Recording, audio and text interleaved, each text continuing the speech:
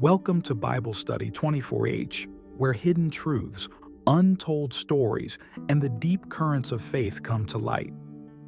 Today, we invite you into one of the greatest mysteries ever to stir the walls of the Vatican, a story that begins not with splendor, but with simplicity. When Pope Francis passed away, few expected that the modest residence he called home would be sealed off with such secrecy, igniting a firestorm of speculation across the world.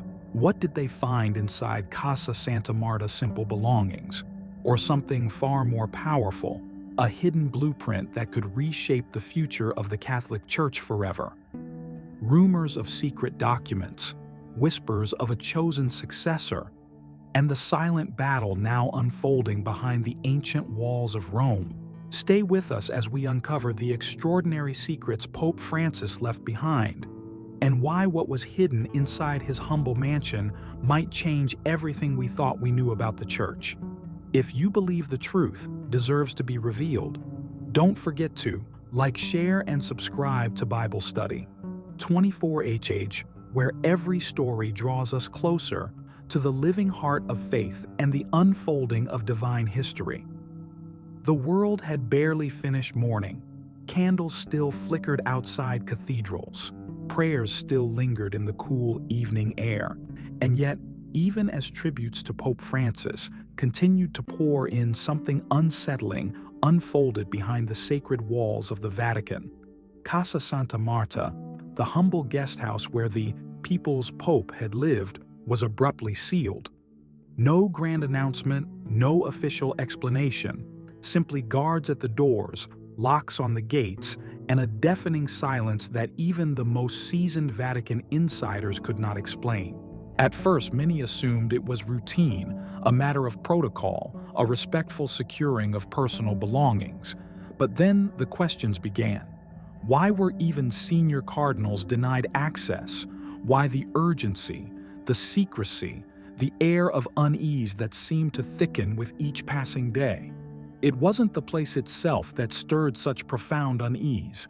It was what might be hidden within those simple walls. Pope Francis had lived differently from the men who came before him. He had turned his back on the opulence of the apostolic palace, choosing instead a plain, modest room among pilgrims and visiting clergy. To the world, this choice was a shining testament to humility, a living symbol of his dream for a church that serves rather than rules. But now that very choice was shrouded in mystery. Had Casa Santa Marta been just a home of simplicity? Or had it been something more, a quiet fortress where hidden plans had been written, dangerous hopes nurtured, and a vision for a new church quietly laid down? Whispers began to weave through the ancient halls of Rome. Talk of confidential documents. Talk of letters never sent. Talk of a secret successor, chosen not by public declaration, but through whispered prayers and careful mentorship. And one name over and over, whispered like a secret too dangerous to speak aloud: Luis Antonio Tagle. Was it possible that Pope Francis, sensing the resistance gathering against him, had left behind more than a memory? Had he left behind a blueprint, one powerful enough to either renew the church or tear it apart? The simple sealing of a humble residence had become something far greater. A battle for the soul of Catholicism, waged not in cathedrals or public squares, but in the shadows where faith and fear collide. And as the faithful continued to grieve the Pope they loved, a deeper, darker question began to rise. What if Pope Francis's true legacy wasn't just compassion and humility, but a revolution quietly prepared, waiting to be unleashed? Stay with us, because what lies behind those locked doors may not just rewrite history, it may ignite a future no one saw coming. From the first moment he stepped onto the balcony of St. Peter's Basilica, Pope Francis signaled that he would not be like the others. No jeweled cross around his neck, no gold-threaded robes weighing down his shoulders. Just a simple white cassock, a bowed head, and a greeting that echoed humility rather than grandeur. Buona sera. Good evening. The world watched captivated. Here was a pope who seemed to breathe a different spirit into an ancient office, one closer to the streets of Buenos Aires, where he once walked, rather than the gilded halls of Rome. His refusal to live in the apostolic palace only deepened the awe. Instead of marble floors and vaulted ceilings, he chose a small plain room in Casa Santa Marta among the pilgrims and staff. A shared dining hall, a communal chapel, no retinue of attendants, no opulent study, only the bare essentials, and a life meant to reflect his call for a church that is poor and for the poor. To millions across the globe, Pope Francis became the people's pope, a living example of Christ's call to humility and service. He waded into slums. He embraced the disfigured and the forgotten. He dined with the homeless and washed the feet of prisoners. And yet beneath the simplicity, some began to wonder, was there more? Was this radical humility not just a reflection of personal virtue, but a deliberate strategy? Whispers from within Vatican corridors spoke of secret meetings, quiet reforms drafted behind the modest walls of Casa Santa Marta. It was said that Francis had chosen to live there not merely for personal austerity, but because it gave him space to operate away from the traditionalists who clung fiercely to old structures, away from the constant surveillance that plagued the apostolic palace. His simplicity was not a retreat, it was a shield, a way to move quietly, a way to plan without interference, a way to reshape a church burdened by centuries of hierarchy and hidden wounds. Sources close to the Vatican began to suggest that within the quiet halls of Casa Santa Marta, Francis wrote letters never officially issued, drafted reforms too radical to survive immediate public scrutiny, and cultivated a new generation of leaders who shared his vision of a church stripped of worldly power yet burning with spiritual fire. Luis Antonio Tagle was among them, the quiet protege, whose heart beat with the same compassion, the same restless desire for a church that heals rather than condemns. But it wasn't just the presence of proteges or the drafting of reforms that hinted at something deeper. It was the atmosphere itself. Those who visited Francis in Casa Santa Marta spoke of an undercurrent, an almost sacred tension in the air, as if something immense was always pressing at the edges of that modest space. As if within those humble walls battles were being waged not with swords and declarations, but with prayers, decisions, and hidden acts of defiance. And now with his death, the hurried sealing of his residence cast an even longer shadow over those quiet years. What had he left behind? Mere souvenirs of a simple life, or a hidden architecture for the future of the Catholic Church? Was the Pope who refused gold truly preparing a revolution in secret, sheltering it within the plain walls where few thought to look? The questions grew louder as the days passed. The Vatican's refusal to offer clear answers only fed the fire. If the only legacy Pope Francis intended to leave was humility, then why seal it away so quickly? Why deny even trusted cardinals access? Why guard an empty room with the urgency reserved for treasures? Perhaps because what lay within was not empty at all. Perhaps because behind the humble doors of Casa Santa Marta were the seeds of a church reborn, or a dream too dangerous to reveal while he still breathed. And now, with his voice silenced by death, it falls to others, to seekers, to believers, to the very church he sought to renew, to ask the question, was Pope Francis' simplicity the message? Or was it the perfect veil hiding a mission that was only just beginning? Stay with us, because the deeper we step into this mystery, the more we realize this was never just about a humble pope. It was about a hidden war for the very soul of the church itself. In theory, the sealing of a pope's residence is nothing unusual. For centuries, it has been tradition. A respectful closing of the private quarters, a temporary safeguard for personal belongings. letters, and unfinished works. A moment of quiet dignity before the church moves forward. But this time felt different. The Vatican moved faster than anyone could have anticipated. Within mere hours of Pope Francis's passing, Casa Santa Marta was locked down, access revoked, guards posted. Not even senior cardinals, men who had served alongside Francis for years, were permitted entry.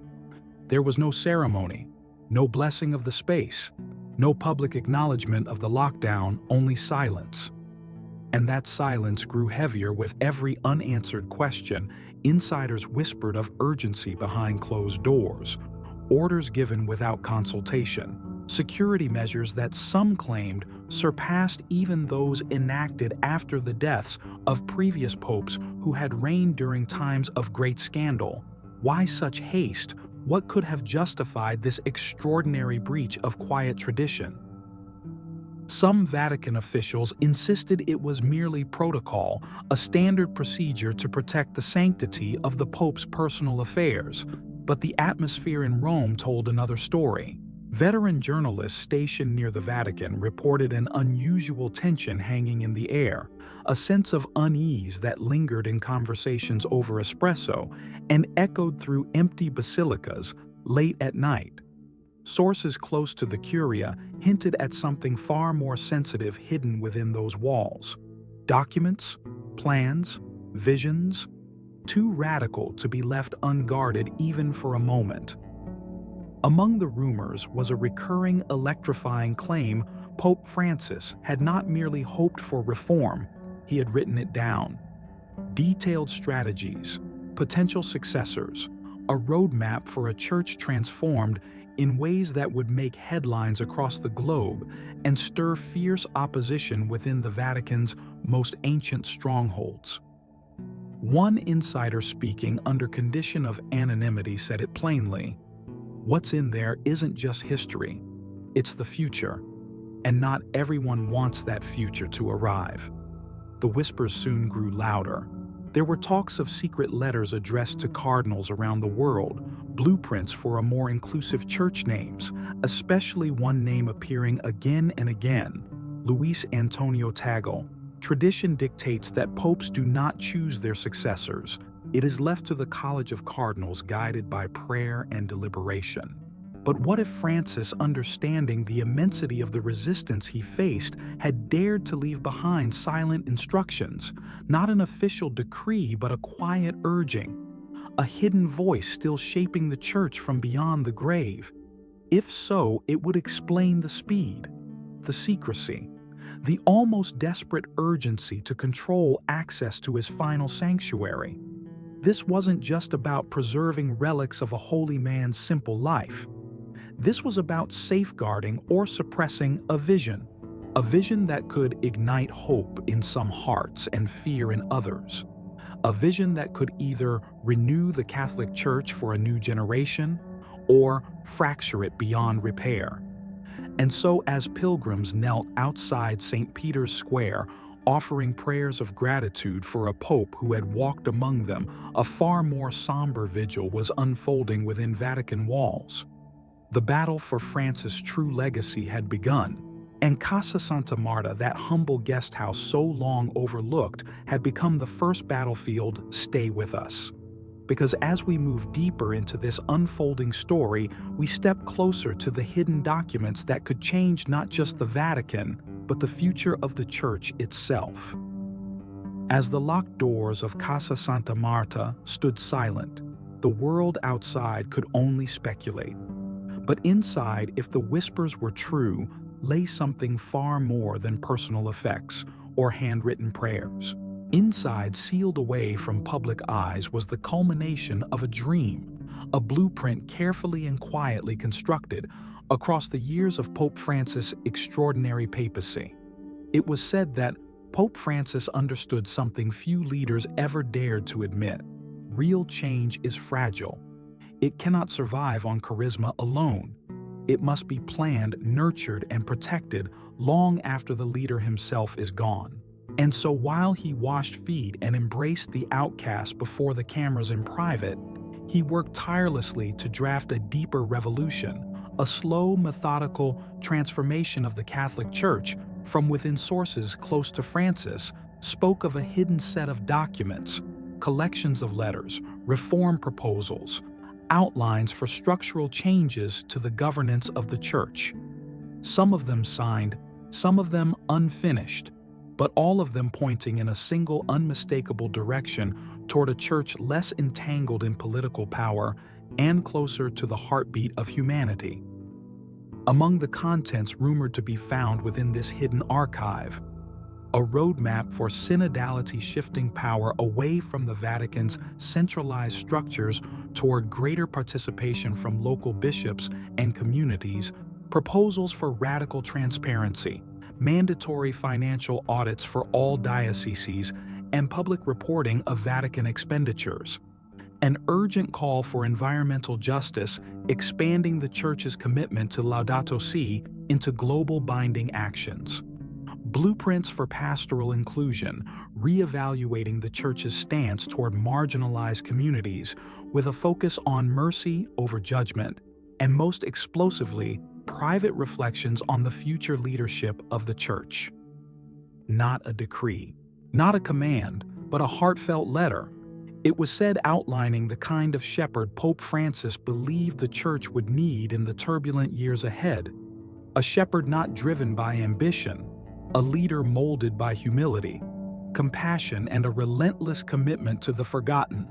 And again, the name whispered in those circles was the same Luis Antonio Tagle, not an heir to a throne, but a bearer of a dream too fragile perhaps to survive the brutal machinery of ecclesiastical politics unless carefully handed on. It was said that Francis had been meticulous, that he understood the forces aligned against him, forces rooted deep in centuries of tradition and fear. He knew they would move quickly after his death to steer the Church back toward safe, familiar shores. And so, he planted seeds, left behind not grand declarations, but quiet blueprints, not commands, but invitations to courage. Invitations that could only be accepted by those willing to risk everything for a Church more like Christ, poor, wounded, fearless. Now, with the walls of Casa Santa Marta sealed, the question lingers heavier than ever: will those seeds be unearthed? Or will they be buried deeper still, hidden beneath layers of tradition and forgotten by a Church too fearful to confront its own reflection? If the documents truly exist, and if they are ever brought into the light, they could reshape not just the next papacy, but the soul of Catholicism itself. And for those still daring to hope, it is not merely a matter of curiosity. It is a matter of destiny, because behind those locked doors may lie a choice to cling to the structures of the past, or to walk trembling and barefoot into the uncertain light of renewal. Stay with us, because what Pope Francis left behind may yet call forth a new dawn or vanish into silence forever. Among the many names swirling through the whispered corridors of the Vatican, one stood out with a quiet, persistent gravity: Luis Antonio Tagle. To the outside world, Cardinal Tagle was known as the Smiling Cardinal, a gentle, soft-spoken figure from the Philippines whose kindness and humility made him beloved by many. But to those who understood the deeper currents of the Church, he was something more. He was the living embodiment of the vision. Pope Francis had fought so hard to protect Tagle's life, mirrored the values that Francis had spent his papacy preaching. He came from modest beginnings. He spoke often of compassion, of mercy, of a Church that must walk alongside the poor rather than reign above them. When appointed as the prefect of the Congregation for the Evangelization of Peoples, one of the most powerful positions within the Vatican, Tagle did not celebrate. He simply smiled, bowed his head, and said, "This is not a promotion. It is a calling to serve more deeply." In many ways, he was Francis's spiritual son, molded not by ambition, but by a profound sense of mission. Those close to Pope Francis observed their quiet, almost instinctive bond. Their conversations were not marked by politics or protocol, but by prayer, by dreams, by a shared longing for a church that could still surprise the world with its tenderness. Francis never publicly anointed Tegal as his successor. Such a move would have been impossible within the rigid structures of Catholic tradition, but the signs were there for those willing to see private audiences held longer than usual behind closed doors. Special assignments given to Tegal that placed him at the heart of the church's future.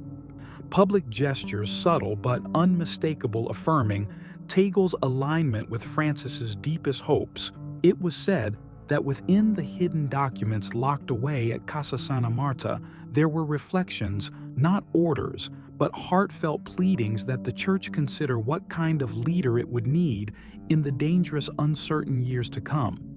And though no name was officially recorded, many believe the description fit only one man, Luis Antonio Tegal, a man humble enough to listen, strong enough to lead without arrogance, wounded enough to understand the brokenness of the world. He would be called to serve. Yet in the brutal, complex world of Vatican politics, humility is not always an advantage. Tegal's very virtues, his compassion, his refusal to climb, could make him vulnerable to forces determined to steer the church back to familiar hierarchies and away from the unsettling call to renewal. And therein lies the heart of the mystery now unfolding. Did Pope Francis leave behind more than a hope? Did he leave behind a silent succession not through decree, but through the quiet forging of a kindred spirit, a living continuation of the dream he could not finish? If so, Tegal may soon face the greatest test of his life, not only to rise to the call whispered through locked doors and secret journals, but to survive the storm that will come if he dares to answer it. For now, he waits, quiet, faithful. Perhaps knowing, perhaps not, that history's eyes may soon fall upon him, and the world watching through the narrow windows of the Vatican's guarded silence asks the question that no one dares yet speak aloud. Is Luis Antonio Tegal the heir, not just to the title of Pope, but to the wounded, burning heart of Pope Francis's unfinished revolution? Stay with us, because if the dream of a church reborn still lives, it may soon find its voice in a man who has spent his life preparing silently for a calling far greater than himself. If there was one thing Pope Francis understood better than most, it was this: change, real change, would never survive on hope alone. It would need strategy, it would need protection, and most of all, it would need a successor not just chosen by the traditions of the conclave, but prepared in spirit, in vision, and in heart. Thus, deep within the quiet years of his papacy, Francis began to lay the groundwork for a succession not of force, but of silent influence.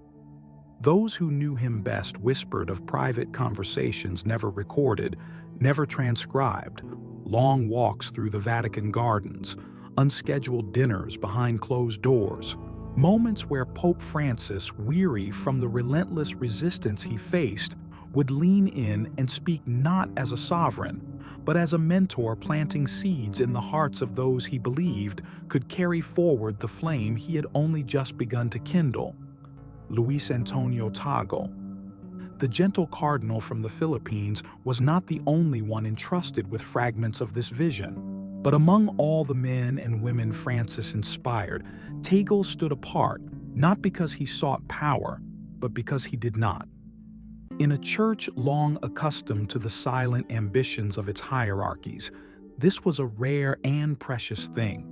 It was said that Francis had quietly maneuvered Tegal into positions of increasing global influence, first as Archbishop of Manila, then as prefect of the Congregation for the Evangelization of Peoples, a role often called the Red Pope for its vast reach into the life of the global church. It was not about titles, it was about readiness. Francis needed Tegal visible enough to be considered, yet humble enough to remain untouched by the darker currents swirling through the Vatican's corridors of power. Some believe the hidden documents sealed within Casa Santa Marta contain letters written by Francis to influential cardinals around the world, personal reflections, not directives urging them to think beyond nationality, beyond politics, beyond fear, to choose a leader not with eyes clouded by ambition or nostalgia, but with hearts open to the Spirit's whisper. And though he never dared to name Tagle outright, canon law forbids a pope from appointing his successor. The portrait he painted through these letters, through his actions, was unmistakable. A man of the peripheries, a voice for the voiceless, a bridge between the broken and the hopeful. But even the most carefully laid plans can be undone. Francis knew the forces arrayed against him were formidable. Powerful factions within the Curia, nostalgic for the old order, were already moving, strategizing, aligning behind candidates who would quietly roll back the reforms Francis had so painfully initiated. And so it became a race against time. Could the seeds he planted bear fruit before they were trampled? Could the silent succession he dreamed of survive the roaring storm that would inevitably follow his death? Maria Elena Bergoglio. His sister hinted in her rare interviews that Jorge had feared this very thing. "They will try to erase what he started," she once said, "unless the right hands catch the torch before it falls." And now, as the Vatican guards the doors of Casa Santa Marta with almost frantic secrecy, the battle for the future of the Catholic Church unfolds quietly, invisibly, behind walls that have seen the rise and fall of empires. Luis Antonio Tagle may never openly claim to be Pope Francis's chosen successor. He may never utter a word about the silent encouragement he received. But should the College of Cardinals listen not to political pressure, nor to fear, but to the quiet beating heart of a dream once planted in the dark soil of resistance, then perhaps the Church will find itself led not by the strongest, nor by the boldest, but by the one who most faithfully carries the wounded hope of Pope Francis forward. Stay with us, because what happens next behind locked doors and within hearts willing to listen may determine not just the next papacy, but the very soul of the Church for generations to come. In the heart of Vatican City, where the stones have borne witness to centuries of triumph and betrayal, a silent war now unfolds. No armies march. No banners are raised. The weapons in this battle are quieter. Ambition, fear whispered. Alliances sealed with knowing glances in marble corridors. And at the center of this unseen struggle lies the fragile dream Pope Francis dared to nurture: a church more humble, more human, more fearless. It is a dream that does not sit easily within the rigid architecture of power. For decades, even centuries, the Vatican has been a fortress of tradition. Change comes slowly here, and when it comes, it is often met with suspicion, resistance, and subtle sabotage. Pope Francis understood this better than anyone. He had spent his papacy threading the needle between reform and survival, making enemies as well as allies, knowing that every step forward would awaken old forces eager to pull the Church back into comfortable familiarity. Now, with his death, the forces of resistance have begun to move openly, though still cloaked in the language of tradition and piety. They whisper that the Church must not move too fast, that the confusion of recent years must be corrected, that stability must be restored. But beneath the polished rhetoric lies a deeper fear of losing control, fear of a church no longer ruled from the marble palaces, but animated from the dusty, hungry, hurting streets. Francis loved so much. Those who had quietly endured Francis's reforms, who had smiled politely while undermining his vision, now see an opportunity. The sealing of Casa Santa Marta was not only about preserving history, it was about controlling the narrative, If the documents inside confirm that Francis dreamed of a successor like Luis Antonio Tagle or of a future more radical than many dared admit, then those documents are not relics. They are threats, and threats must be neutralized. Already, alliances are being formed behind closed doors. Factions within the College of Cardinals are consolidating, rallying behind more traditional candidates' figures who promise a return to a safer, more predictable church. A church more focused on preserving its own structures than on dismantling barriers between it and the wounded world outside. It is a battle not just for leadership, but for identity. Is the church to be a field hospital for the broken, as Francis so often said, or a fortress against a world deemed unworthy? Is it to be a voice for the voiceless or a guardian of old privileges?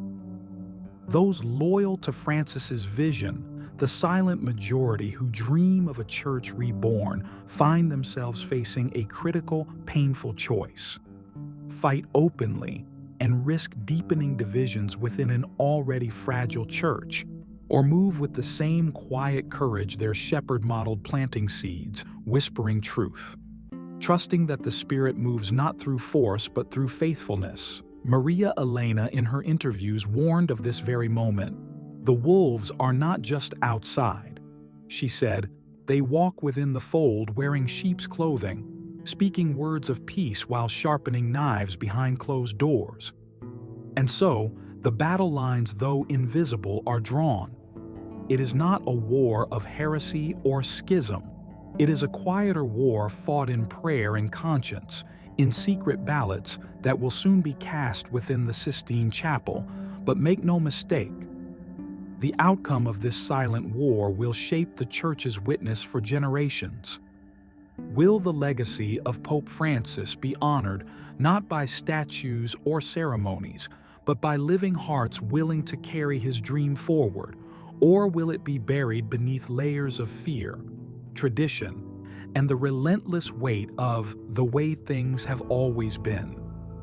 Stay with us, because as the conclave looms closer and as the world's eyes turn once more to the domes of St. Peter's, the real battle for the very soul of the Church has already begun. As the bells of St. Peter's Basilica toll across the ancient city, a question hangs heavy in the air, heavier even than the mourning for Pope Francis himself. Has the Church reached the threshold of a new era, or will it retreat once more into the safety of old certainties, leaving the dream of a reborn church to gather dust in the sealed silence of Casa Santa Marta? No one yet knows what will be found behind those guarded doors. Perhaps it is nothing more than journals, letters, quiet prayers written by a man who dared to hope. Or perhaps hidden there is a vision so bold, so uncompromising, that even in death Francis continues to challenge the Church he loved. If the rumors are true, if the secret documents do exist, then they may serve as both a mirror and a map. A mirror to reveal the fractures the Church has long tried to ignore. A map pointing toward a different future, one less gilded, more wounded, more faithful to the man who once said, "The Church must be a field hospital after battle."